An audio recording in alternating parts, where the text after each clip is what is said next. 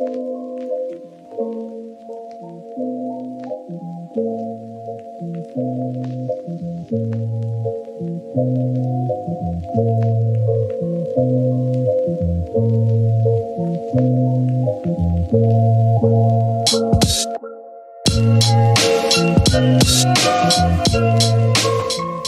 gars, on est trop cons, on n'aurait pas dû enregistrer cet épisode. On aurait dû le faire écrire et générer la voix par une intelligence artificielle.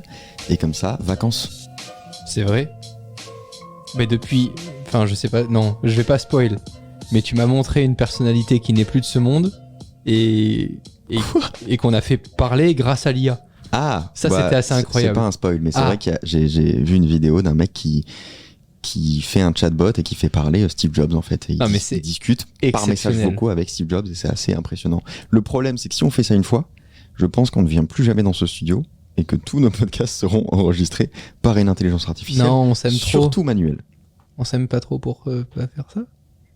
Donc Manuel, toi, qu'est-ce que t'en penses des sujets de l'intelligence artificielle, etc. Est-ce que t'en as déjà dans ton quotidien? Est-ce que t'en utilises? Est-ce que tu préfères la bonne vieille créativité humaine? Moi, je tais-toi. Déjà, t'es une IA. C'est vrai.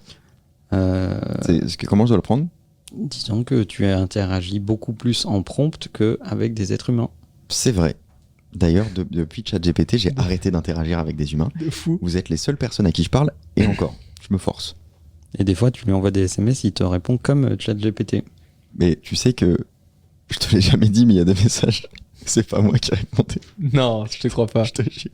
T'as pu, parce que je sais que tu as un shortcut Ouais. où ils ont associé GPT-4 du coup avec un shortcut pour non seulement aussi remplacer Siri. C'est assez fou. Ah ouais, mais c'est un peu relou. Mais non, il y a des fois, ça marche qu'en anglais aussi. Mais... J'ai répondu à Manuel avec ChatGPT. Ça explique pourquoi on a des problèmes de quiproquo. Et bah tu sais, la dernière fois que tu m'as dit que tu comprenais pas, Oui. c'était ChatGPT.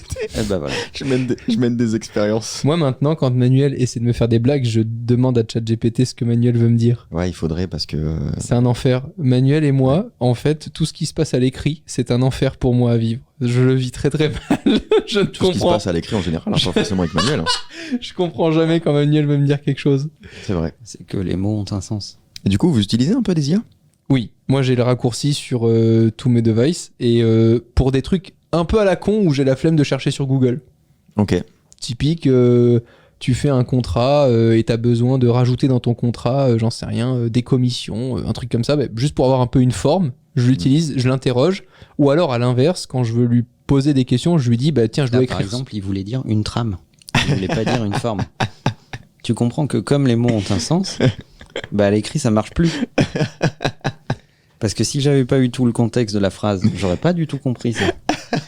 Et vu que GPT-4 a besoin du contexte, maintenant je fais l'exercice inverse. Je lui dis ce que j'aimerais faire et pour qu'il m'aide, je lui demande de me poser des questions. Oui, ça bien. Marche d'enfer. Mais je suis impatient de découvrir les 9 sortes d'IA. Vivement que Elon Musk mette ChatGPT dans notre cerveau. Ça, Et d'ailleurs, j'ai trop hâte. Donc il en a le sien. C'est déjà le cas, non? Il en a parlé là il y a moins de 48 heures. Il dit que c'est dangereux. Ouais, voilà, c'est dangereux. Il faut faire une pause. Eh bien, il a pas forcément tort. Maintenant, j'aimerais bien qu'il s'occupe de ça plutôt que de Twitter. Mais bref, je vais vous conseiller 9 IA qui vont en partie travailler pour vous, qui vont vous décharger du travail ou alors vous aider dans votre travail et qui ne sont pas dangereuses. Voilà. Elon Musk ne va pas faire bannir les apps que je vais vous présenter. Et je suis sûr et certain que vous allez découvrir des trucs. Parce que j'ai chiné comme pas possible les derniers mois. Tu m'as fait peur. J'ai regardé toutes les IA possibles, etc. J'en ai testé plein, dont... Mais ça, on l'a vu, t'as rien foutu d'autre. Quasiment, c'est vrai. J'ai sorti 3 vidéos qui ont fait buzz. Je sais, c'est pour ça que je dis ça. il était sur Popcorn, il a sorti des vidéos, enfin vraiment, plus actif que ce mois-ci. Non mais Léo est malade. Léo est malade en ce moment. C'est parce que je suis boosté par les intelligences artificielles. Je ne fais plus rien. La première, j'ai trop hâte d'avoir votre avis là-dessus. Ça s'appelle Power Apply. C'est une IA pour trouver un emploi. Oh, putain. Elle crée des lettres de motivation personnalisées, envoie automatiquement des candidatures pour des postes correspondant aux critères que vous lui donnez. Après, tu te retrouves avec un gros con en entretien, tu te poses la question Et de pourquoi. des conseils pour se préparer aux entretiens. Oh, quel enfer. Qu'est-ce que t'en penses, Manuel? Bah pourquoi pas. Moi, je trouve ça très bien. Ça va déjà assainir ce marché rempli de truands, de gens qui te proposent de t'aider à rédiger ta lettre de motivation, ton CV et de te coacher pour les rendez-vous. C'est vrai que ça doit déjà exister en fait. Il y a ça. des gens très très bien dans cette industrie et il y en a d'autres, sincèrement, c'est des truands. Ah ouais. Euh, J'ai jamais envoyé de CV. Bah oui, sinon on l'aurait pas accepté. C'est pour ça que je l'ai pas envoyé. J'étais obligé de me rencontrer. Et donc, non, je trouve ça très bien. Je trouve ça très bien parce qu'en général, si tu veux, une IA, si tu la fournis bien en données, va être capable de comprendre une industrie, les trends de cette industrie, ta position à toi dans l'industrie en fonction de ton CV, etc. Donc, je pense que c'est très approprié. Bah, ce que je pense de ce truc, alors Romain disait que c'était un enfer, mais comme 70% des trucs dont on parle dans ce podcast finalement, donc c'est pas une réaction, c'est une réaction qui est attendue. Ce que je trouve bien, c'est que je suis pas sûr que tu montres beaucoup ta valeur dans un CV ou dans une lettre de motivation. À mon avis, elles se ressemblent un peu toutes. Les recruteurs les lisent, mais ce qui les intéresse le plus, je crois, que ce sont les entretiens. Parce que c'est là que tu vois de l'humain, c'est là que tu vois une vraie interaction, etc. Et que le CV, bah c'est pas là qu'il y a le plus de valeur. Et tu sais que de toute façon, ce qui va être vraiment intéressant, c'est quand tu vas rencontrer la personne. Donc ça te décharge de ce travail-là, ça envoie les candidatures automatiquement, etc. Et toi après, tu peux vraiment te préparer, vraiment passer du temps à préparer l'entretien. Ok, donc ça cible aussi pour toi le type de métier pour lesquels tu as envie de postuler. Bah ça, il te pose des questions et, Ok. et il affine en fait en fonction de ce que tu veux bien faire. Et quand tu dis que c'est une IA que tu recommandes, ou en tout cas un programme, ça se passe comment? Ça se passe sur quelle plateforme? Ça se passe comment? Alors moi je l'ai pas fait du coup, hein. Ça fait partie des IA que je pouvais pas vraiment tester parce que je cherche pas de travail. Ah bon? Mais c'est ça, c'est la plateforme en fait. Tu vas dessus, tu mets tes infos, etc. Tu lui dis j'aime ça, ça, ça, et puis elle fait tout pour toi. Ok, d'accord. Donc en fait, aujourd'hui, pour que les gens comprennent, tu as des sites externes qui peuvent se servir de l'API de GPT-4, quoi. Par exemple, ou de ChatGPT de la société OpenAI. Me pose pas la question techniquement, je suis pas allé voir. Non, mais c'est ça, moi, pardon, je le dis, Sur c'est quel qu'il y a. moteur d'IA Voilà. ça repose, c'est Ouais, ça que c'est tu ça, veux Il y en a dire plusieurs. exactement. Ah ouais? Ok. Ah oui, il y a plusieurs trucs. Ah, ok, je pensais vraiment qu'en ce moment, c'était OpenAI 100%, quoi. La plupart du temps, mais c'est pas 100%. Ok, d'accord. On mettra évidemment les ressources dans la description de l'épisode. C'était la gentillesse d'envoyer ton script à Thomas. Bon, je le fais à chaque fois. Ah bon? Bah oui, à chaque fois je lui envoie les liens et tout. Ah, moi non. Bah voilà, t'es D'accord. La deuxième, bon, j'étais obligé de la mentionner, c'est ChatGPT. Je pense que c'est celle qu'on a le plus utilisée autour de la table, donc on peut en discuter. Moi, je l'utilise personnellement comme un stagiaire. Je lui demande à peu près tout, de l'écriture d'un mail, du brainstorming d'idées, Sauf La qu'elle recherche, est beaucoup moins con qu'un stagiaire. Hein. de la recherche d'infos, peut-être, je sais pas, j'ai jamais eu de stagiaire. Et d'ailleurs, je me suis fait la réflexion un peu étrange que c'est la première fois que j'apprécie travailler avec quelqu'un. Avec quelque chose. T'es Non, pas le premier. avec quelqu'un. Non. Avec quelqu'un. Vas-y. Bah c'est quelqu'un. J'ai l'impression que c'est quelqu'un. Voilà. C'est là où tu es très compatible avec les IA. Voilà. Moi, parfois, les êtres humains, j'ai l'impression que c'est quelqu'un. Oui, c'est vrai que ça t'arrive de temps en temps. En fait, il y a personne. Oui, c'est vrai aussi.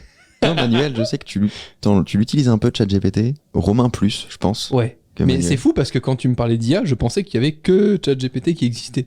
C'est là où j'ai Ah bon un prisme tellement fermé que je Mais tu pensais. sais que ChatGPT, c'est pas la première IA qui existe. dans Bien l'histoire. sûr, mais pour moi, c'était la plus aboutie qui permettait à d'autres industries ou plateformes de s'élever, quoi. Alors, ChatGPT, c'est un paramètre d'IA de GPT, mais Ok. c'est pas la technologie. ChatGPT, c'est juste l'interface de chat Très clair. Ok. de GPT. Donc, c'est pas la plateforme.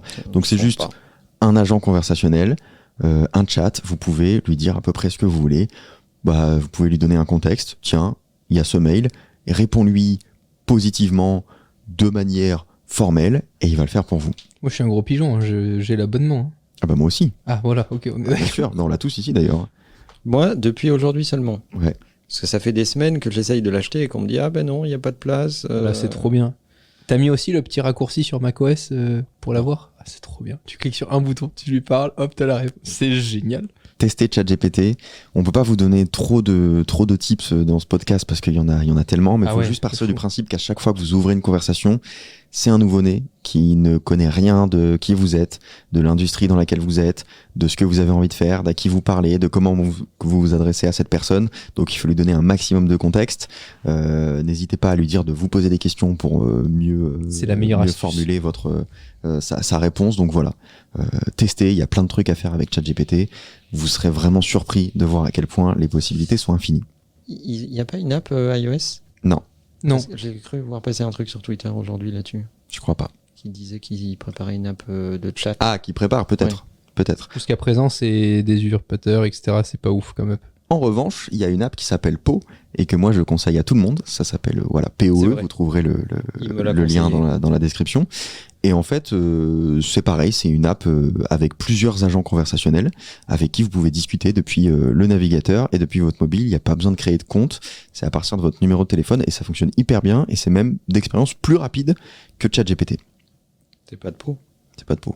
Ah, c'est ouf, je vois l'exemple là, juste pour donner du contexte. Tu lui dis juste, écris un email à mon patron disant que je serai en retard, et il te prend une excuse à cause du trafic et il t'écrit tout ton email. Il invente Genre, des trucs. C'est ouf. Alors justement, tu fais bien de le dire. Ma troisième app, c'est Perplexity. Perplexity, c'est un moteur de recherche alimenté par l'intelligence artificielle. C'est une espèce de Google sous IA. Elle peut fournir des réponses concises à des problèmes complexes. Par exemple, si tu as envie de lui dire pourquoi on perd nos cheveux, elle va aller chercher plusieurs articles sourcés, c'est-à-dire que tu peux cliquer sur les sources, tu peux aller vérifier, génial. etc. Machin. Ça, c'est un vrai problème de Eh ben, GPT. c'est plus fiable que ChatGPT parce que ChatGPT, parfois, il part un peu en couille. C'est-à-dire que moi, il m'a déjà inventé des citations de gens que ces Ouais. gens n'ont jamais dit. Et quand je l'ai questionné, il m'a dit ah oui, t'as raison, en fait, je l'ai complètement inventé. Donc ChatGPT, c'est très bien, mais c'est pas hyper fiable, c'est jamais sourcé. Donc il faut quand même faire attention. Perplexity a vraiment cette démarche de rester un moteur de recherche, de se sourcer sur des sites assez fiables, de vous montrer ses sources, et en plus, il te suggère d'autres questions pour aller plus loin sur le sujet, Ok. poursuivre ta réflexion. Ça, il y a une app iOS depuis très peu de temps, et sinon, pareil, sur navigateur, c'est accessible. Et dans mon travail de recherche, quand je veux une réponse assez précise, maintenant, je passe toujours par Perplexity Ah ouais. et jamais par ChatGPT.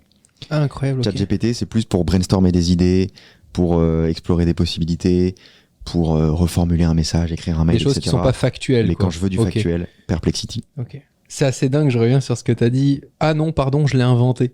Ah ouais, non, mais Genre, parfois, il c'est déconne assez complètement. taré. Mais ça vous inspire quoi, toute cette technologie qui évolue justement autour de l'intelligence artificielle? Est-ce que, enfin, moi perso, ça m'excite. Hein. Je me dis, putain, c'est trop bien, on va pouvoir faire plus de choses différemment, etc. Et on va continuer d'allouer notre temps et des tâches à des choses qui sont peut-être plus intéressantes que des choses qui peuvent être faites par des intelligences artificielles. Mais ça vous fait peur? Vous en pensez quoi, vous, à la fin d'une intelligence artificielle ultra développée?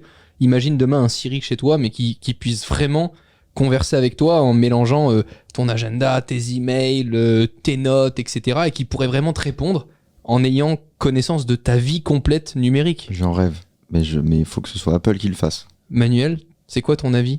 Tu trouves que pour moi, c'est plus un effet de mode, quoi. Il y a vraiment un truc factuel qui fonctionne réellement. Mais quand tu vois Elon Musk qui en 48 heures dit, oh là là, attends, faut faire une pause de 6 mois pour essayer de sécuriser tout ça avant qu'on continue d'avancer sur la question, tellement ça peut être dangereux et puissant. T'en penses quoi? Ça te fait peur? Parce que toi, t'as vu Internet naître, donc là, tu vois les Les intelligences. Mais non, mais c'est intéressant. J'aimerais vraiment avoir ton point de vue, Manuel. C'est le cours normal des choses. Ouais, mais là, ça va vite quand même. Ouais, ça va. Enfin, il y a Ça va 2 ans, vite, on n'en mais parlait c'est pas, quoi. c'est le cours normal des choses. Le rêve ultime, tu prends la littérature, les romans scientifiques, la science-fiction, le cinéma, etc. Le rêve ultime a toujours été de faire en sorte que la machine soit capable de raisonnement, qu'elle s'oppose à certains humains, etc. Hein, tu vois, c'est pas très très étonnant. Pour donner un exemple, vous êtes OK, vous, par exemple, d'acheter un livre qui serait écrit par une intelligence artificielle? Parce que ça commence à se faire, mais vous serez OK là-dessus? Moi, je suis en train Ouais. de lire le livre de Reid Hoffman, qui est le fondateur de LinkedIn, qui fait partie du consortium qui a créé OpenAI et qui a écrit un livre sur l'avenir du monde avec l'AI et qui l'a écrit avec ChatGPT. Et c'est très intéressant. OK. En fait, j'ai l'impression que quand on parle de créer des choses avec des IA, avec ChatGPT, on a l'impression que c'est une question, une requête, et ChatGPT a fait tout le reste. Bon, quand tu l'utilises un peu, tu te rends compte que ça marche non, pas, ça bien marche pas sûr. comme ça, et qu'il faut vraiment driver ta recherche, il faut vraiment lui faire des feedbacks, il faut vraiment lui demander des trucs très précis. Quand tu as testé de générer une image avec une IA, tu te rends compte que c'est pas si simple et qu'il faut quand même avoir une idée assez précise de ce que tu veux créer à l'avance pour avoir un résultat qui est sympa. C'est vrai qu'entre ce que t'as fait Et ce que j'ai réussi à faire, genre j'ai tellement galéré, les images sont toutes pourries, je voulais faire des setups, etc. Ouais. Toi à côté, tu as passé des journées entières, mais parce t'avais qu'il- les prompts pour quoi. Parce qu'il y a une démarche créative, il y a une démarche de recherche, etc. Donc, c'est pas le même art. Mais quand je suis abonné à des gens qui font générer des photos magnifiques par Midjourney, qui est une intelligence artificielle de génération d'images, et ben je considère que ce sont des artistes. Parce qu'ils ont vraiment drivé cette image, en fait. Ce sont des artistes d'une nouvelle génération. Ce sont pas des photographes, mais ce sont des artistes. Tu vas voir des nouveaux métiers arriver, c'est des dompteurs d'IA. C'est déjà le cas, tu sais que t'as des packages qui se vendent de Des prompts en ligne là. Exactement. bien sûr. Tu vas voir ces métiers arriver en fait. Et ce sont des gens qui ont fait des recherches mais colossales pour arriver à ce résultat et qui ont fait plein d'expérimentations, etc. Et qui sont pas, pour moi, moins des artistes que des gens qui retouchent des photos sur Photoshop. Ils se servent juste d'outils de leur époque pour arriver à un résultat. Ok. La quatrième, celle-là, j'ai hâte d'avoir votre retour là-dessus. MeetGeek. Bon, le nom est un peu à chier.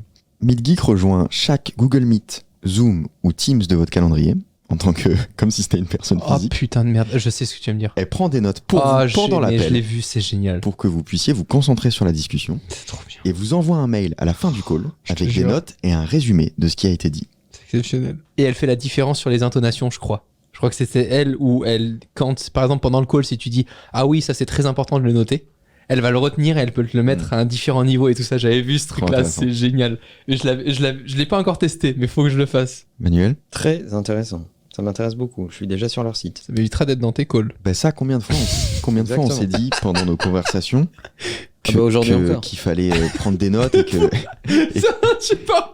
et qu'à chaque fois on note rien et on a des conversations mais on n'a pas de résumé, rien. Ah ouais. C'est surtout qu'on peut envoyer MeetGeek à notre place. Ah oui, bah ça c'est vrai, ça c'est juste.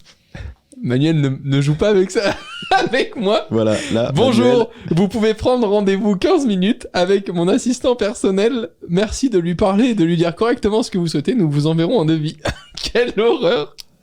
C'est tellement bien. Oh, il y a c'est il y a génial. tellement de gens qui ont rien à dire. c'est vrai, c'est un peu vrai. C'est une app, c'est quoi? Je crois qu'il y Je a vais une tester. app, Oh là je là, pense. ça va être génial. Et cet épisode, il va être génial. Mais il n'y a pas besoin d'app en fait, parce que c'est automatique. Ah oui, une fois que tu t'inscris à la plateforme, elle tu. prend juste ton calendrier Bah oui. et elle va dans tous tes calls. Maximize the value of your customer calls. Exceptionnel. Oh, vas-y, je vais trop tester. Ok, trop bien. Non, ça c'est trop bien. Et c'est surtout qu'elle peut rejoindre tes calls et ça dérange pas du tout le relationnel avec tes clients, Pas du l'interaction. tout, au contraire. C'est pas hyper plaisant de voir quelqu'un à qui tu parles qui est en train de prendre des notes. Moi, Ou de ça me ta- rend Ou de fou. taper sur son clavier, surtout s'il a un Exactement. clavier mécanique comme Romain. Non, c'est fini, j'ai les claviers Apple. Ah, c'est vrai, t'as le clavier Apple maintenant. Donc voilà, ça prend les notes à votre place. Vous êtes pleinement concentré dans la Oh, discussion. c'est trop Vous bien. n'avez pas peur de rater un truc, d'oublier une info importante, etc. Ça prend des notes à votre place. Pareil, j'ai pas trop pu tester parce que je fais quand même pas beaucoup de calls. Moi, dès demain matin, je mais teste. les retours sont assez bons. Donc voilà, je vous invite à tester ça. Et d'ailleurs, petit sous-point pour la quatrième, il y a une app qui s'appelle Poised. Je sais pas à quel point elle marche en français. Elle vous coach pendant un call sur la façon dont Ta gueule. vous gérez votre call et votre temps de parole, Mais non. votre énergie dans le call.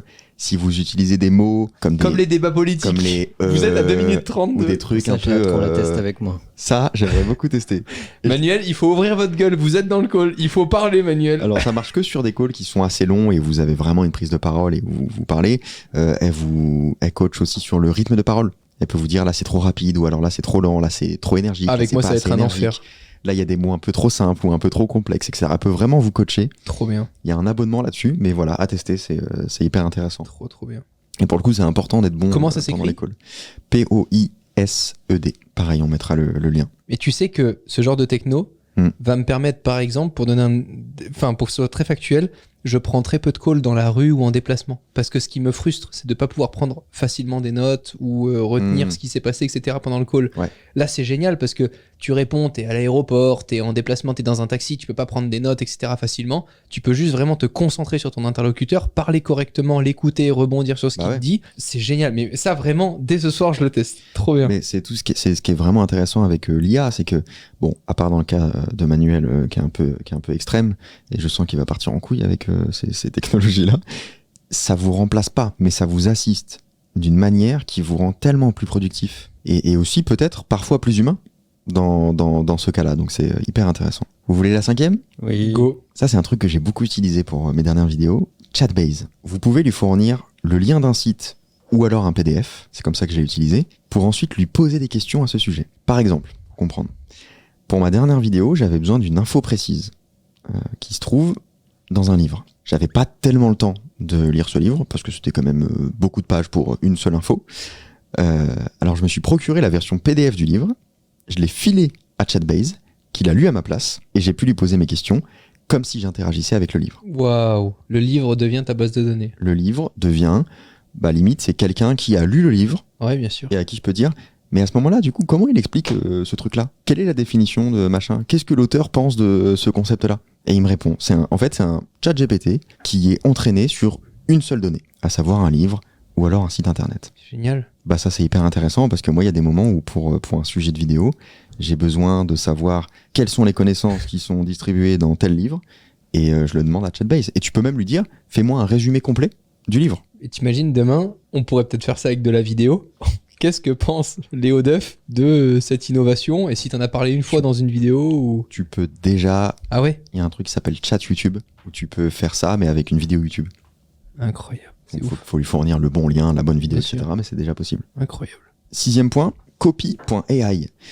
C'est une plateforme qui utilise l'IA pour générer du contenu, des descriptions produits, des publicités, des emails, des articles.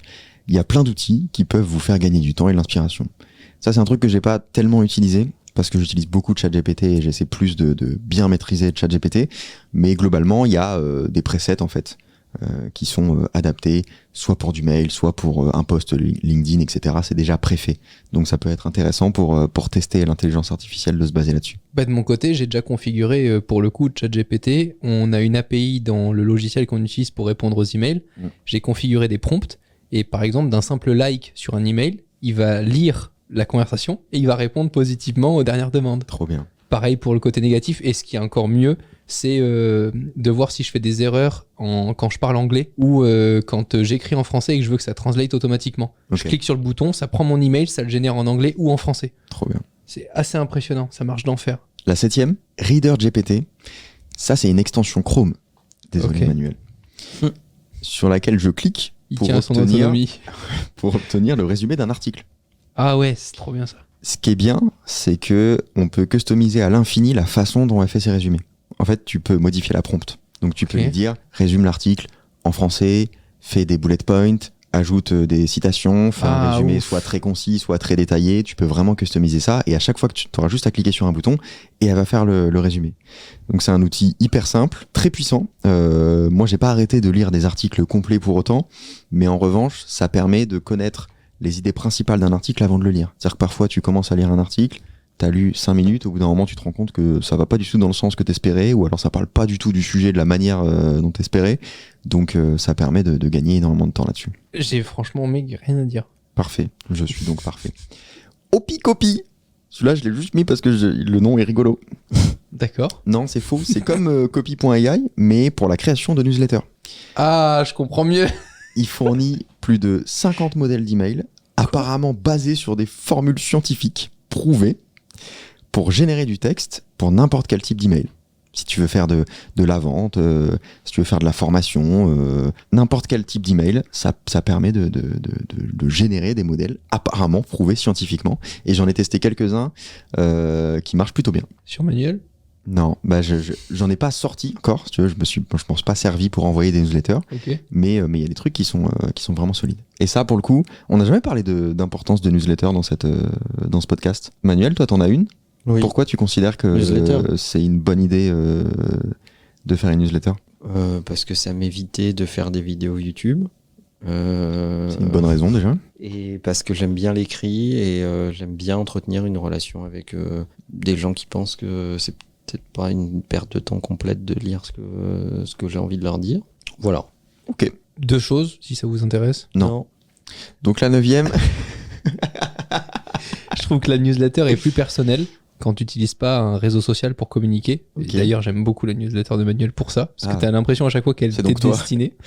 Et la deuxième chose, d'un point de vue business, moi j'ai toujours voulu faire une newsletter pour éviter de dépendre des plateformes. Et je l'ai pas faite parce que Manuel m'a dit t'es pas fait pour toi, t'es pas du tout newsletter, toi reste sur les réseaux sociaux. Mais je vois ce que tu veux dire, le fait tu d'avoir vois directement l'adresse mail mais c'est personnelle des gens, exceptionnel, mais tu les c'est gardes mais même c'est si la Twitter plus- ferme. mais quoi. c'est la plus-value exceptionnelle. Et t'en parles à n'importe quel entrepreneur. J'en parlais encore hier avec Anthony Bourbon. Il me dit mais mec, la newsletter c'est le truc le plus puissant. Tous les gens qui Ouais. font du vrai business passent par la newsletter, parce que si tu arrives vraiment à avoir ce lien-là avec ta communauté par email et que les gens ne se désabonnent pas et au contraire sont impatients de retrouver ton email, mais c'est Ouais. juste fou furieux. Mais j'ai toujours pas pris le temps de le faire, mais j'aimerais beaucoup la lancer. Eh ben écoute, Opicopi peut t'aider à le faire. Ok, je vais tester. La 9e, celle-là je l'adore. Rephrasely, c'est une interface hyper simple.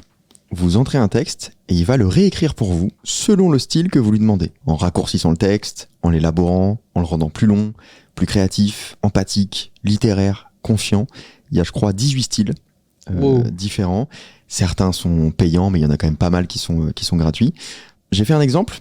Je lui ai demandé de paraphraser « Écouter le podcast Takeout permet de tripler son chiffre d'affaires ». Et j'ai eu un résultat non seulement très long, mais hyper intéressant. Si vous souhaitez augmenter votre productivité et développer votre entreprise, écouter le podcast Takeout est un excellent moyen de commencer.